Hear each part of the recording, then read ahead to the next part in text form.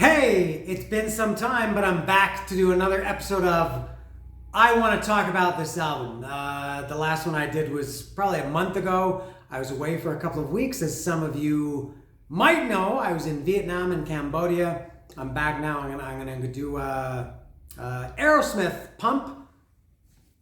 Hello, Pump. There it is. I talked about this. Thank you to everybody who came to the live stream that I did a couple of days ago, earlier this week. I did it. Thank you. That was fun to do. Maybe I'm sure I will do another one at some point.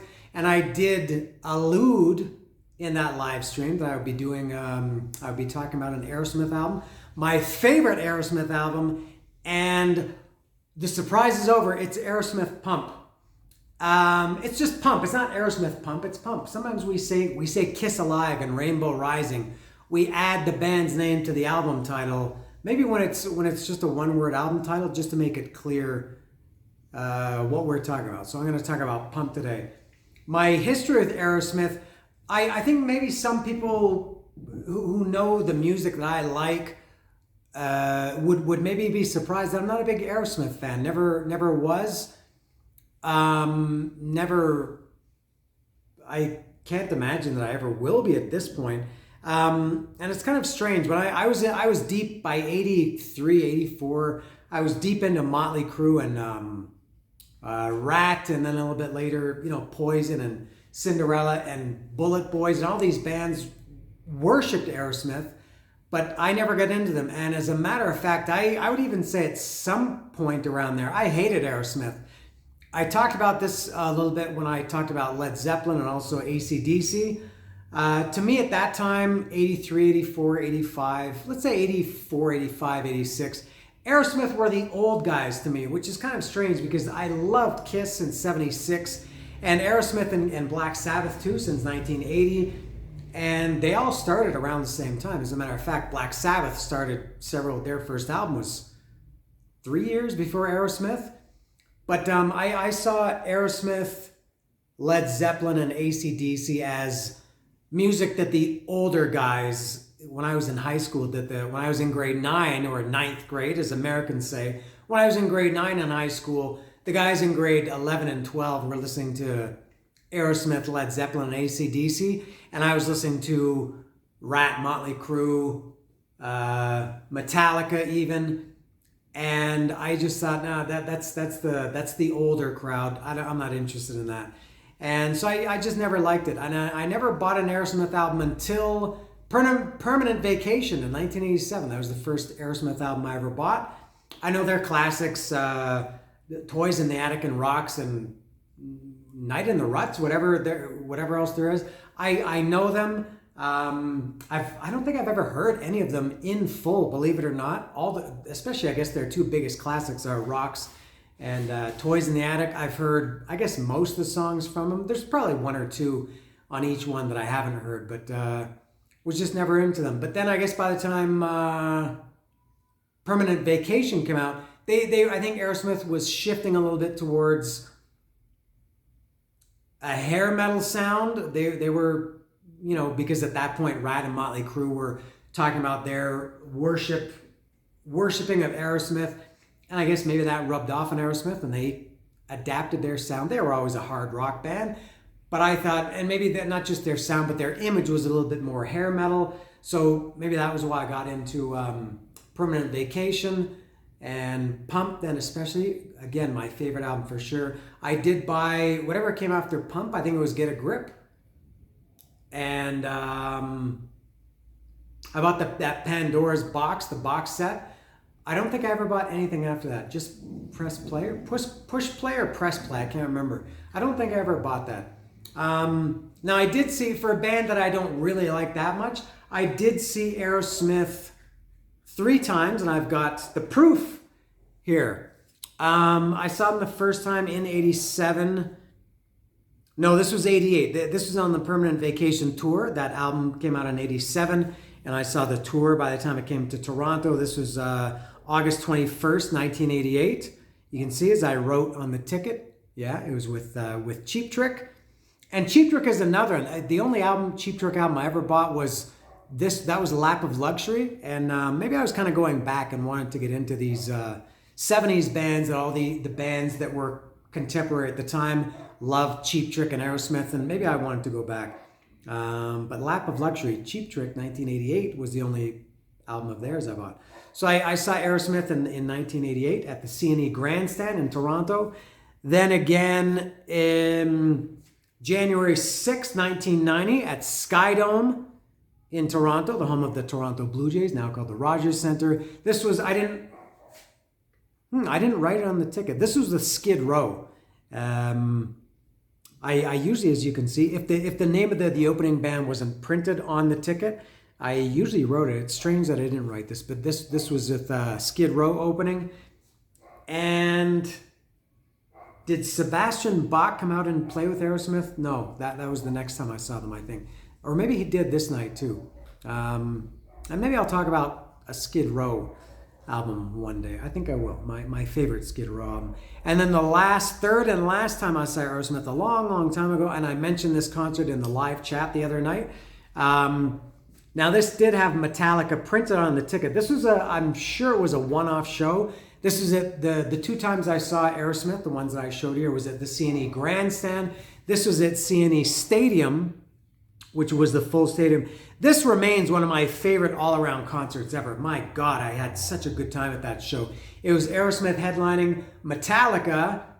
Under them was Warrant, believe it or not. Warrant opened for Metallica in 1990, and Black Crowes opened the whole show. And every band was great. And I'm sure Metallica blew Aerosmith away. This was in 1990. This was a year before the Black Album. Metallica was kind of in a transition from Justice for All to the Black Album.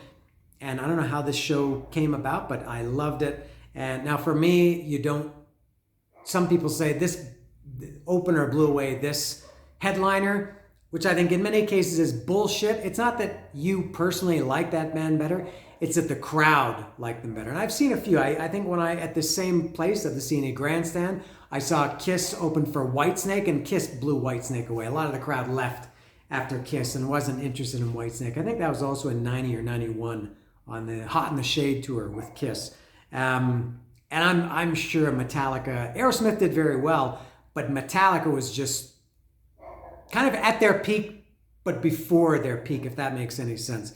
And I remember reading at the time, Metallica, I don't mean to turn this into a Metallica love-in or Metallica worship, but Metallica, it turned out, rehearsed in Scarborough, which is the part of Toronto where I'm from, or where I lived at the time. And Sebastian Bach was there hanging out with them, and so that was cool. So that was the last time I saw Aerosmith. That was 1990. So that's 33 years ago, the last time I saw Aerosmith. Long time.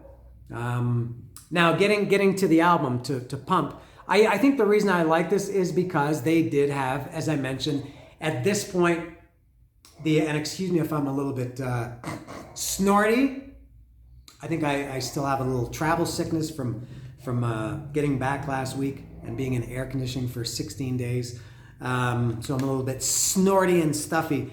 So at this point, Aerosmith was really, really appealing to the hair metal crowd. Visually, their videos, musically, I guess, although I'm not sure how much different this was than their classic stuff from the 70s. And I also think, and I listened to this today, and I listen to this album occasionally. I think Aerosmith at this point from 80, let's say 87, Permanent Vacation through Pump 89 and Get a Grip in 90 or 91, whenever that was, they were everything that I think Kiss wanted to be. And I'll draw a parallel to Kiss because, as some of you may know, I've been a Kiss fan since 1976. I have a big Kiss tattoo. I have Kiss, the worst album ever, on display, but Kiss stuff around. I love Kiss. And, I think it's fair to draw parallels between the two because they both start around the same time. They're both American hard rock bands. And, Kiss, let's say in the mid to late 80s, Kiss was always chasing trends, starting with Dynasty. And I don't know why Aerosmith dwarfed Kiss in popularity. Aerosmith was playing much, much bigger places to much bigger crowds. in everywhere, I guess, at that time in the mid to late 80s, 87, 80, I think Done with Mirrors was 85. I think that was kind of a flop. But Kiss had Crazy Nights, Hot in the Shade, and then I guess Revenge, while Aerosmith had Permanent Vacation, Pump, and Get a Grip. Aerosmith had massive hits. Dude Looks Like a Lady, and Angel from Permanent Vacation. Was there another one from that one? There was. What was it? I can't remember. I haven't listened to that album in years and years and years. Decades, maybe. Pump had really big, legit hits. Love in an Elevator, What It Takes, Janie's Got a Gun for sure. Get a Grip had Crazy. What was the other ballad? I know a lot of people don't like the Aerosmith ballads, but anyway. And I don't know why Aerosmith was so much bigger than Kiss at that point. Obviously better songs, or people liked the Aerosmith songs better than the Kiss songs. Maybe better promotion. Maybe Aerosmith had, and they both were using outside writers. Aerosmith had Jim Vallance and Desmond Child, and I think Kiss was using Desmond Child around that time too. Bon Jovi was kind of in the same boat, and everybody was blowing away Kiss at that time in terms of concert tickets and record sales. And Kiss was maybe not very focused. I think Gene Simmons was not paying attention. Aerosmith was maybe more focused. Who knows? Maybe better management, better videos, better everything. But in retrospect, Aerosmith blew Kiss away in that era from 87 to the early 90s. Aerosmith was all over the radio. Kiss wasn't.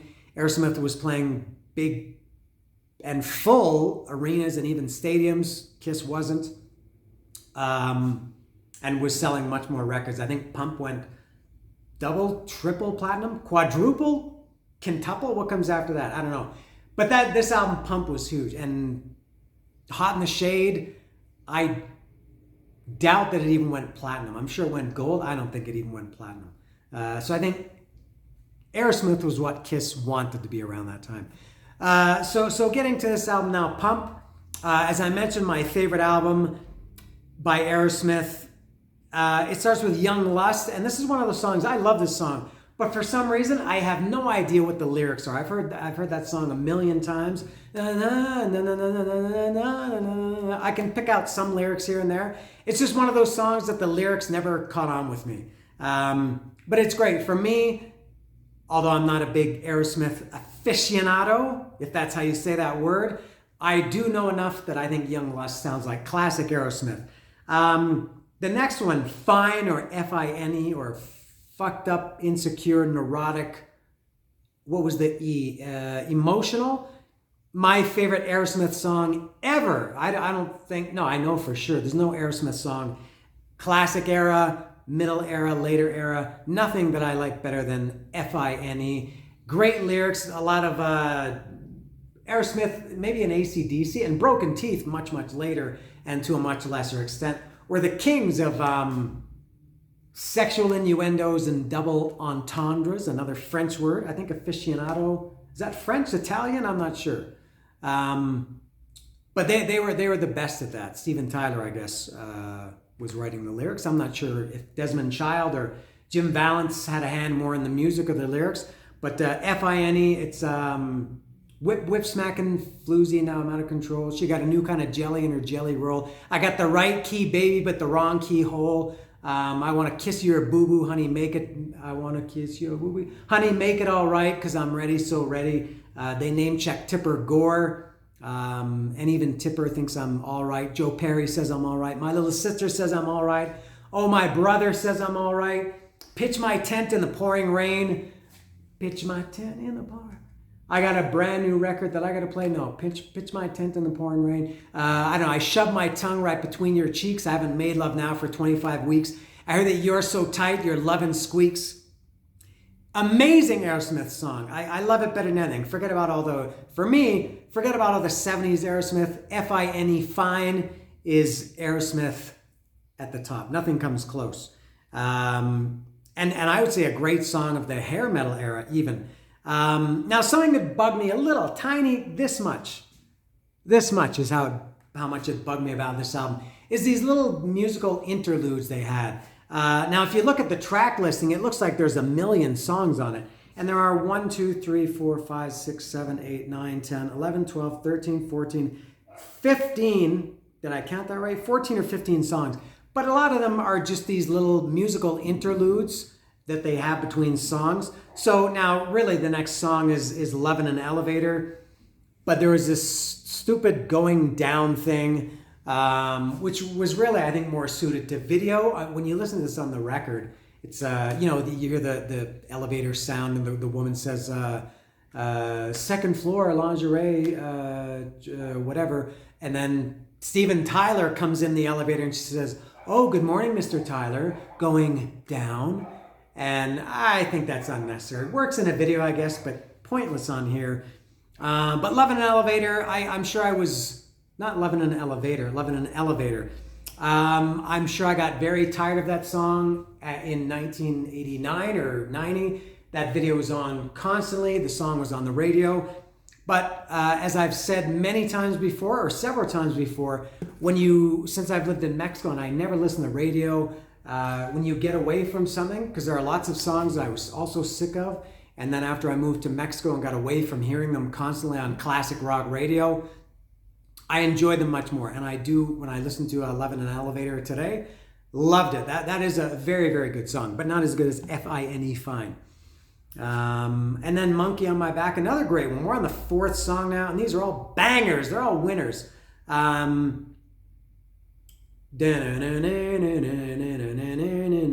in that. Fortune Teller, Look Into My Eyeballs.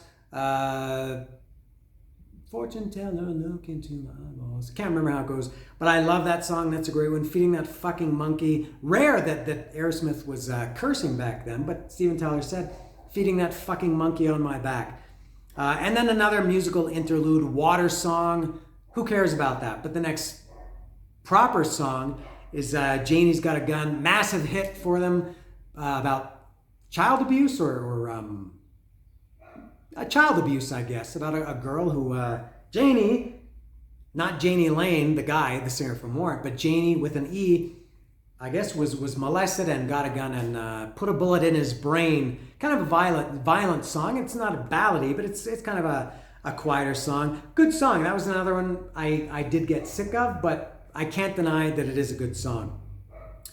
And then, now I did have this originally on vinyl. I guess this was probably one of the last records that I bought. This was, and speaking of records, it always bugged me. I've mentioned this countless times before, that when albums didn't have lyrics in them, and Pump is one. Maybe that's why I never got to know the lyrics for Young Lust. No lyrics. It just had this poster-ish thing, and I'm not sure. Was Joe Perry, was he added in airbrushed in? I guess you wouldn't say photoshopped, airbrushed, because you can see he's clearly separate there, and in this photo here, it also looks to me like he's not really there. I'm not sure. Maybe there was some trickery going on. But in any case, as you can see, no lyrics. And that always bugged me. I used to love sitting down and listening to a record and following along with the lyrics. So, but at this point, you would have turned the record over, and the first song you would have heard was The Other Side, which had, what was the intro to that? Dulcimer Stomp. Forget about that. It's The Other Side, which had... was that trumpet or saxophone in that song? I can't remember. Another good one. So far, I like all these songs so far. That'll change a little bit. But The Other Side, Loving You Has Got to Be, like The Devil in the Deep Blue Sea, Take Me to the Other Side. Love that song. Now, for me, the album goes down, just me. I don't think the songs are bad. The last few songs just never really connected that much with me. My Girl is next. I think it's a classic Aerosmith song, but for whatever reason, I just never got into that one. Don't Get Mad, Get Even. Never liked that one too much. Just kind of a slow, is it bluesy? I don't know, but never got into that one. Then there was another little stupid musical interlude called Hoodoo, which was really just an intro to Voodoo Medicine Man, some kind of voodoo. That song is okay, but another I never got into too much. And then it ends with What It Takes, maybe the second of the Aerosmith ballads that I think a lot of people hated Aerosmith because of this. That Angel, as I mentioned on Permanent Vacation before this, What It Takes, and kind of Janie's Got a Gun on this one. And then, why can't I remember? Oh, Crazy and Crying. That's it. Those were the two massive hits. A lot of people didn't like those Aerosmith ballads, and I thought they were okay, but I can understand why people don't like them. I think they were very paint by numbers. I think Jim Vallance and or Desmond Child had a hand in all of them, and we who I think like this kind of music don't like it when our favorite bands get outside writers. But What It Takes, Girl Before I Met You. They name checked F.I.N.E., my favorite song. Girl Before I Met You, I was F.I.N.E. fine. But Your Love Made Me a Prisoner. Yeah, my heart's been doing time. Another one that I can add to the list of ones I was sick of at the time, but when I listened to it today, I enjoyed listening to it. I didn't change the dial as I maybe would have at some time in the early 90s. But that's it. And then also at the end of, it's not listed on here, but there was a little instrumental, kind of like another one of these interludes, but it was at the end, like a coda at the end of What It Takes. Kind of pointless, I guess. I think it would have been a little bit better if this album had been a little bit more streamlined. This album was maybe 3 or 4, 5 minutes longer, maybe than it needed to be. But my favorite Aerosmith album, as mentioned several times. Yeah, should I listen to Rocks and Toys in the Attic and Night in the Ruts and whatever their other classics were? I do that sometimes when I talk about these albums. It does inspire me or motivate me to go out and listen to some of these other stuff, some of the other stuff by some of these bands I'm talking about. So that's it. For anybody who's interested, I am going to, as those who came to live stream, I mentioned this live stream the other day. I'm going to see Pretty Boy Floyd. Speaking of hair metal, Pretty Boy Floyd is playing here in Mexico City this week. On Friday, I'll be going to that. I don't know if I'll have any video from that. I'm sure I don't. I do these merch tours if anybody's seen them. I can't imagine there will be too much bootleg merch at the Pretty Boy Floyd concert in Mexico City. I'll likely take a video of that. Maybe I'll even talk about a Pretty Boy Floyd album at some point. And I will be going to El Chopo the next day. So it'll be Pretty Boy Floyd on Friday this week, El Chopo on Saturday. And I know a lot of you that watch, I know there's not a lot of people that watch these videos, but those that do, I think also like the El Chopo and the other music videos do. And hiking tomorrow. I'm back to hiking for the first time in, I guess, over a month. I was in Vietnam for a couple of weeks and didn't hike last week because my hiking partner, Eric, couldn't make it, but we are going hiking tomorrow. So by the time you see this, you can look forward to a hiking video tomorrow. So that's it. So that is Aerosmith. Pump! Yes!